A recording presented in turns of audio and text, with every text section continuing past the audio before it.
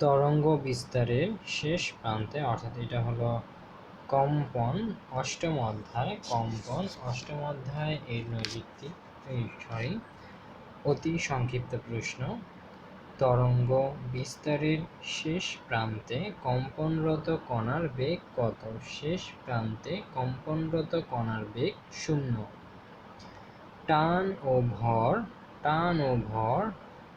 ও ভর স্থির থাকলে টানা তারের আর তরঙ্গের কম্পাঙ্ক তারের দৈর্ঘ্যের ব্যস্তানুপাতিক।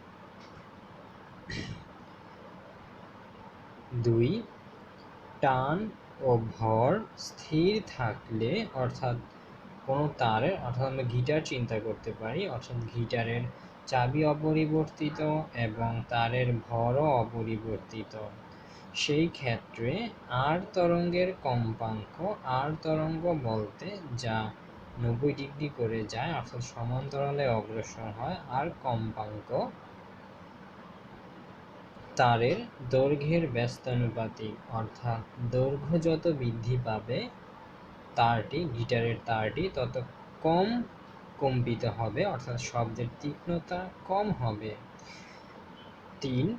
তারের দৈর্ঘ্য ও ভর স্থির থাকলে টানা তারের আর তরঙ্গের কম্পাঙ্ক এর টানের বর্গমূলের ব্যস্তানুপাতিক, এর টানের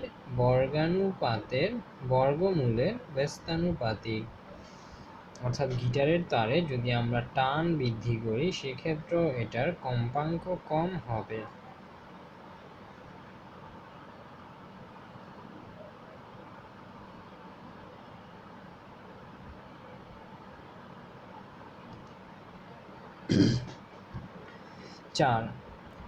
টান ও দৈর্ঘ্য একই থাকলে কম্পাঙ্ক তারের একক দৈর্ঘ্যের ভরের বর্গমূলের ব্যস্তানুপাতিক।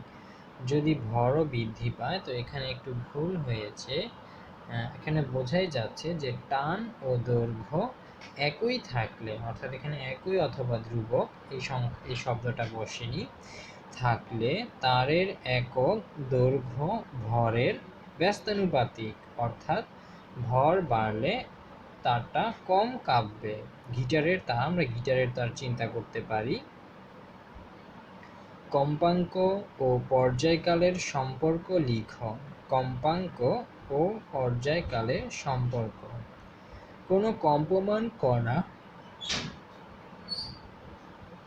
প্রতি সেকেন্ডে n সংখ্যক পূর্ণ কম্পন সম্পন্ন করলে যে সময় লাগে তাকে বলা হয় কম্পাঙ্ক,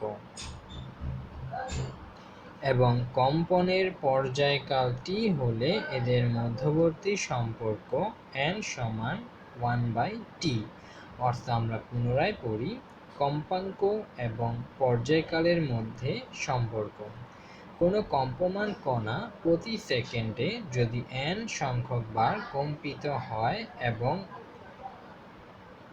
কম্পনের পর্যায়কাল t হয়, তবে তাদের মধ্যে আমরা সম্পর্ক স্থাপন করতে পারি এভাবে: t সমান 1/n অথবা n সমান 1/t। এক কথাই, টানা তারের স্থির তরঙ্গ উৎপত্তি হওয়ার কারণ কি? টানা তারের স্থির তরঙ্গ উৎপত্তি হওয়ার কারণ কি? এটাকে আমরা উপরিপাতন হিসেবে বলতে পারি। অনুনাদ কি?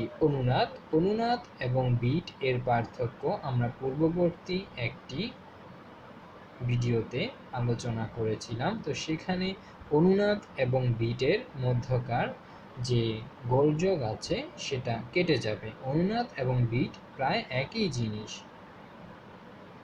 কোনো বস্তুর নিজস্ব কম্পাঙ্ক এবং তার উপর আরোপিত পর্যায়বৃত্ত স্পন্দনের কম্পাঙ্ক সমান হলে বস্তুটি তার সর্বোচ্চ বিস্তারে কম্পিত হতে থাকে। এ ধরনের কম্পনকে অনুনাদ বলে। কোনো বস্তুর নিজস্ব কম্পাঙ্ক এবং তার উপর আরোপিত পর্যায়বৃত্ত স্পন্দনের কম্পাঙ্ক সমান হলে বস্তুটি সর্বোচ্চ বিস্তারে কম্পিত হতে থাকে। এ ধরনের কম্পনকে অনুনাদ বলে। আর্গন পাইপ কত প্রকার, কি কি? আর্গন পাইপ কত প্রকার, কি কি? আর্গন পাইপ 2 প্রকার। এটা হলো 8 নম্বর প্রশ্ন। আর্গন পাইপ 2 প্রকার, যথা বদ্ধ অর্গান পাইপ, বদ্ধ অর্গান পাইপ এবং উন্মুক্ত অর্গান পাইপ। অর্গান পাইপ 2 প্রকার, বদ্ধ অর্গান পাইপ এবং উন্মুক্ত অর্গান পাইপ। বায়ুস্তম্ভের কম্পন বলতে কি বুঝো? 9 নম্বর প্রশ্ন। বায়ু স্তম্ভের কম্পন বলতে কি বুঝো? কোনো চোঙাকৃতি নলের মধ্যে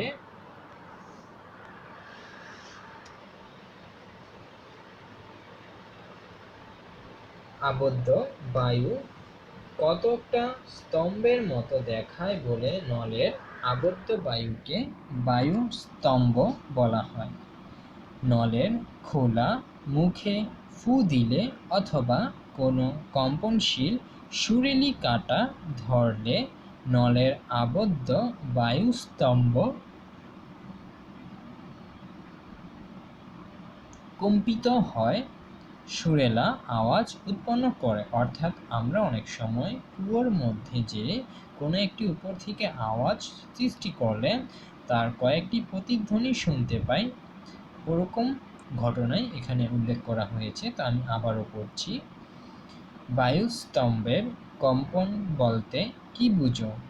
কোনো চোঙাকৃতি নলের মধ্যে আবদ্ধ বায়ু কতকটা স্তম্ভের মতো দেখায় বলে নলে আবদ্ধ বায়ুকে বায়ুস্তম্ভ বলা হয়। তো বায়ুস্তম্ভ কেমন, এটার ব্যবহার কি, আমরা এখানে বলতে পারি যে নলের খোলা মুখে ফু দিলে অথবা কোনো কম্পনশীল সুরেলি কাঁটা ধরলে নলের আবদ্ধ বায়ুস্তম্ভ কম্পিত হয়ে সুরেলা আওয়াজ উৎপন্ন করে। টানা তারের আর কম্পনের দৈর্ঘ্যের সূত্রটি লেখো। টানা তারের আর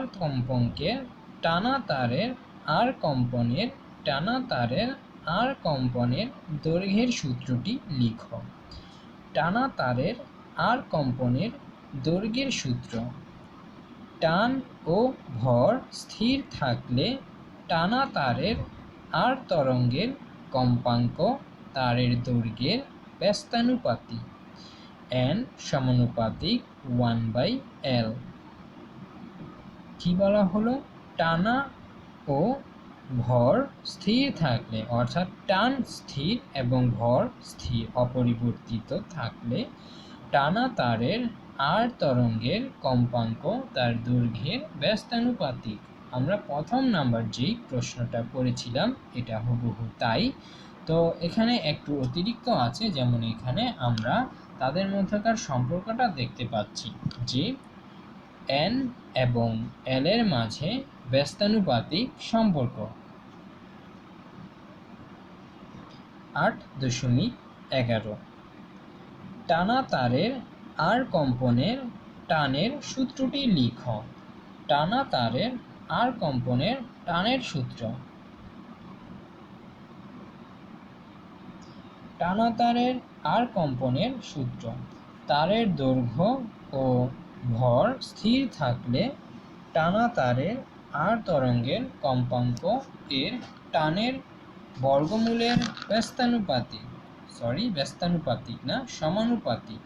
আমরা এর আগে ভুল করেছিলাম যে বর্গমূলের ব্যস্তানুপাতিক, টানের বর্গমূলের সমানুপাতিক হবে। 8.3 নাম্বার প্রশ্নটা সমানুপাতিক কেন? কারণ আমরা নর্মালি দেখতে পাই যে কোনো একটা তার যত টান হবে তার মধ্যে কম্পন সৃষ্টি করলে তা কম বিস্তার, অর্থাৎ বিস্তার কম হয় কিন্তু কম্পাঙ্কটা তুলনামূলক বেশি হয়। সেক্ষেত্রে আমরা প্রথমে ভুল করেছিলাম, তো এটা হবে সমানুপাতিক।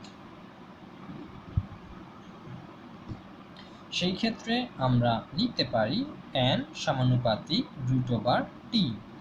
এবার টানা তারের আর কম্পনের ভরের সূত্র আমরা 4 নম্বরে পড়েছিলাম। তো ভরের সূত্র কিভাবে?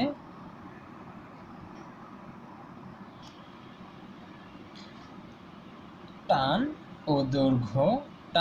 ও দৈর্ঘ্য স্থির থাকলে অর্থাৎ অপরিবর্তিত, কম্পাঙ্ক তারের একক দৈর্ঘ্য ভরের বর্গমূলের ব্যস্তানুপাতিক, অর্থাৎ ভর বৃদ্ধি পেলে নির্দিষ্ট গাণিতিক হারে কম্পাঙ্ক হ্রাস পাবে, ব্যস্তানুপাতিক বলা যায়। এটা আমরা সচরাচর দেখে থাকি, অর্থাৎ খালি কলস বাজে বেশি, কারণ তার ভর কম, আয়তন তো একই।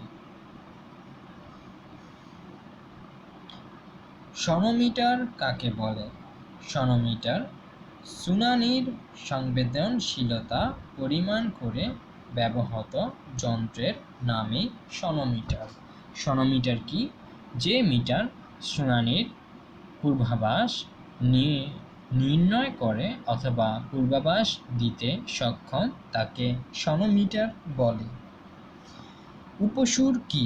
উপসুর কোনো সুর মূল সুরের কম্পাঙ্কের সরল গুণিতক হোক বা না হোক, যদি এর কম্পাঙ্ক মূল সুরের কম্পাঙ্ক অপেক্ষা বেশি হয় তবে তাকে উপসুর বলে। উপসুর কাকে বলে? উপসুর মূল সুর ছাড়া অন্যান্য সুরের কম্পাঙ্ক মূল সুরের সরল গুণিতক হোক বা না হোক, কিন্তু মূল সুর থেকে যদি বেশি হয় তাদের কম্পাঙ্ক, তো সেই ক্ষেত্রে ওই সব সুরগুলাকে বলা হয় উপসুর। মূল সুরের কম্পাঙ্কের সাথে উপসুরের কম্পাঙ্কের সম্পর্ক কি? আমরা যদি সরল গুণিতকের হিসাব করি তো সেই ক্ষেত্রে সরল গুণিতক হারে বাড়বে, অর্থাৎ যদি আমরা মূল সুরকে n1 ধরি এবং উপসুরকে n2 ধরি, তো সেই ক্ষেত্রে n1 যদি 1 এর সাথে গুণ হয় তো সেই ক্ষেত্রে এটা 2 হবে, 2 হলে 3 হবে, 3 হবে 4 হবে, অর্থাৎ সরল গুণিতিক হারে বৃদ্ধি পাবে। তো এটাই ছিল মূলত আমাদের 8ম অধ্যায় পদার্থবিজ্ঞানের বস্তু ধর্ম ও তরঙ্গে কম্পন ভাইব্রেশন অধ্যায় অতি সংক্ষিপ্ত প্রশ্ন, অর্থাৎ ক বিভাগে যেগুলো এসে থাকে। তো প্রশ্নগুলো মোটামুটি সহজ, ইন্টারমিডিয়েটে অনেকটা আমরা শেষ করে এসেছিলাম।